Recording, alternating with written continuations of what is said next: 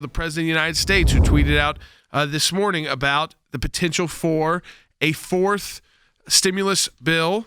The way Nancy Pelosi explained it like this, like the first two bills were really about emergency response. The third stimulus, which is the one we've talked about the most, with the payments going to individuals, the loans that are available that can turn into grants, that was about kind of mitigating the stay-at-home orders, mitigating the effects this will have on our economy.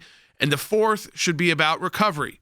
Sounds good from Nancy Pelosi, except for we know we'd be back in that situation where likely the House bill would be full of items that we would need the Senate to be extremely vigilant on to remove. When you listen to what the president had to say about it, he tweeted this: with interest rates for the United States being at zero, this is the time to do our decades-long-awaited infrastructure bill. Right. It should be very big and bold. $2 trillion, so he's got a price tag on it, $2 trillion, and be focused solely on jobs and rebuilding the once great infrastructure of our country. Phase 4. I think that is a brilliant idea. It should receive wide bipartisan support.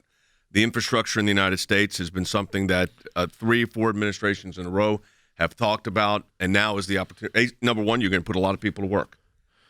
Number two, you're going to improve our infrastructure. Number three, it's a historic time to do it with interest rates being that low. Both the House and the Senate have said that they're going to come back on April 20th. Look, it's not because the pandemic will be over by then.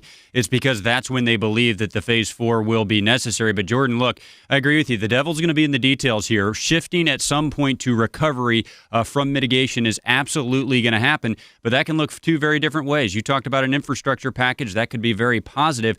Jordan, if shifting to recovery means wind and solar tax credits, if it means tens of millions of dollars for the Kennedy Center, if it means corporate board diversity, that won't do anything to shift us to recovery. We see Nancy Pelosi politicizing it already. So I want to play the bite. I mean, the famous the famous Watergate line, this is what she uses. Take a listen. When did the president know about this, and what did he know? What did he know, and when did he know it? That's for an after-action review. But as the president fiddles, people are dying, and we just have to take every precaution. After-action review. In the middle of all of this. We know what that means. Nance, I do know what that means. It's a lot more work for me and other lawyers. But what nonsense in the middle of this to even bring that out. And by the way, what did he know and when did he know it, of course, is the famous Watergate line.